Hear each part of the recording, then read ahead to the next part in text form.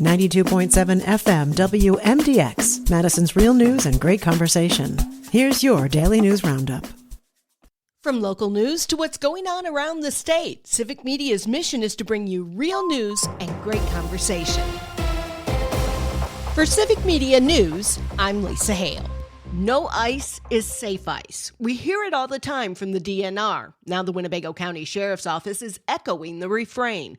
A 23-year-old man was trying to walk across the Fox River in Oshkosh this week when he broke through the ice. He was able to get out of the water and get to shore where he called 911. A passerby who saw him struggling also called 911. The man got assistance from law enforcement and first responders and thankfully was not injured. Again, no ice is 100% safe, especially if there's a current, like in the Fox River. The DOT's February Law of the Month is to see and be seen. Melissa Kay reports. State Patrol Superintendent Tim Carnahan encourages drivers to check that their headlights are on and working properly when it's dark or when visibility is limited.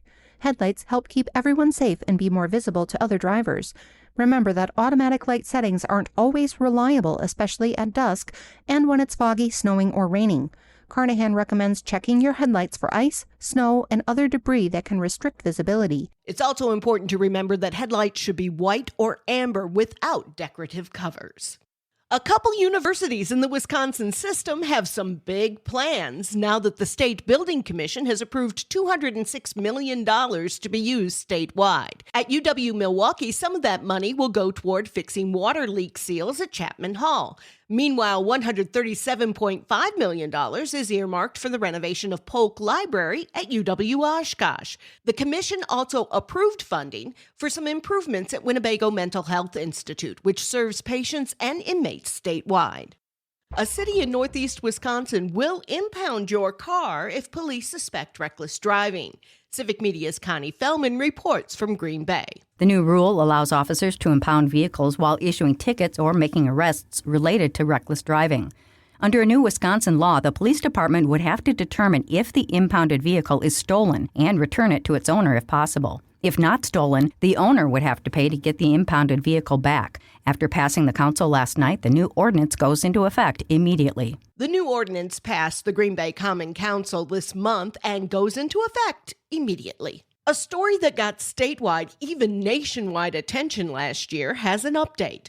Ryan Borgwart, the 46-year-old Appleton man who faked his own death while kayaking on Green Lake and then fled to Eastern Europe for a woman, failed to show for a motion hearing in Green Lake County Court this week. According to state court records, neither Borgwart nor his attorney appeared at the hearing. He was trying to get certain digital materials related to his case deleted. However, with no one there to argue the case, the judge dismissed the motion. Borgwart was sentenced to 89 days in jail last August after pleading no contest to obstructing an officer. He also paid $30,000 in restitution, split between the Green Lake County Sheriff's Office and the Wisconsin DNR for the 58 days that they searched the lake for him. 6 people died in snowmobile crashes in Wisconsin so far this year, and the DNR says alcohol is often a factor and is urging riders to wait until they're done for the day before they start drinking.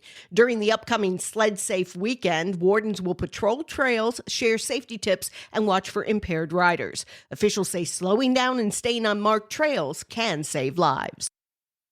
The Wisconsin Department of Natural Resources is encouraging the public to report black bear den locations to help with an ongoing study on black bear reproduction. Maddie Schaefer has more.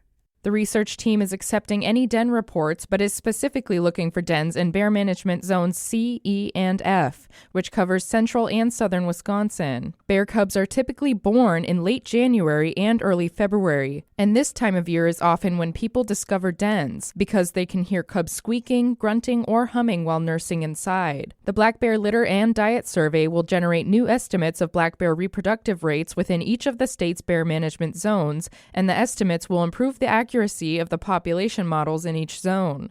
The project was started in 2021 and is now going into its 5th year. The purpose of the project is to place GPS collars on sows, or female bears, and track them over the years. The data will let researchers understand litter frequency and cub survival rates. DNR research scientist Aaron Morrison says public assistance is essential to increasing their sample size. Morrison adds that if someone reports a den that includes a sow, they are invited to come out to the survey. We're very appreciative of the public and their involvement in this project. It wouldn't be a success without them. And so we like to be able to invite them out on those surveys as a way to kind of show them a part of the research that they're involved in. Morrison says that individuals reporting dens should keep track of the GPS coordinate, take photos of the den, and give a description of the site and surrounding area, and make note of any bear activity. To report the activity, visit the DNR's Black Bear Den submission form. I'm Melissa Kay, Civic Media News. For news anytime, visit civicmedia.us.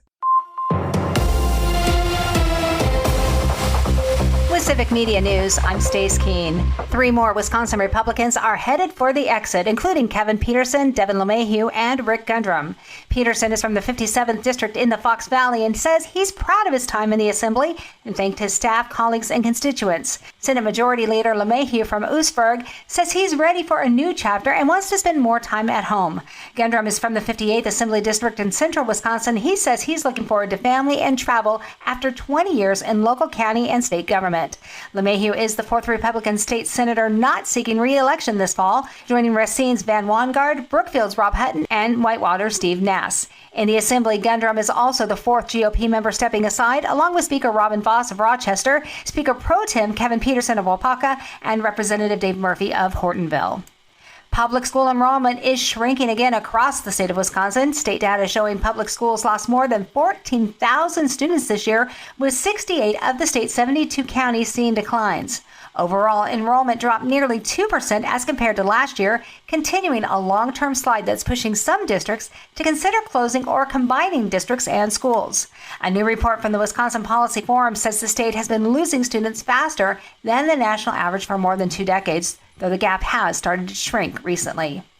And Bayfield County is standing apart from its up north neighbors over the Line 5 pipeline project. The county board there voted 10-2 last month to reject an agreement with Enbridge that would have reimbursed the county for emergency and law enforcement calls at the construction site.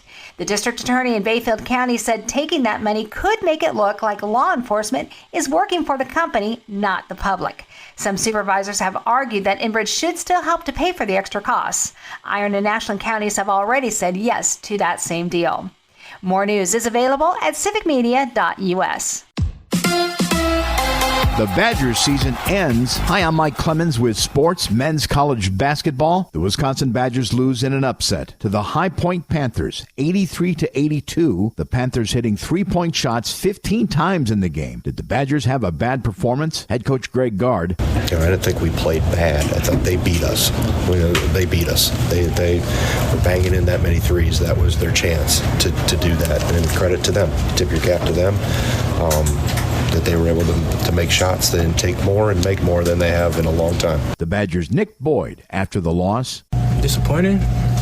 It's the name of the game, man. You win, you lose. You got to keep your head up, get yourself back up, and, keep fighting. I mean, I ain't disappointed about nothing. It is what it is. NBA, the Bucks blown out in Utah by the Jazz, 128-96. We played awful, didn't play with any competitive spirit tonight. That's Bucks head coach Doc Rivers. With sports, I'm Mike Clemens. A little patchy fog this morning, but that'll be out of here before you know it. Then partly to mostly cloudy with a high right around 55 today. Tonight, mostly cloudy. We'll drop into the mid-30s. And then tomorrow, the nicest day of the week with plenty of sunshine and a high of 67. That's your Madison News Roundup from WMDX. Find more news anytime at WMDXradio.com. Subscribe to this podcast on Spotify, Apple, or wherever you find your podcasts.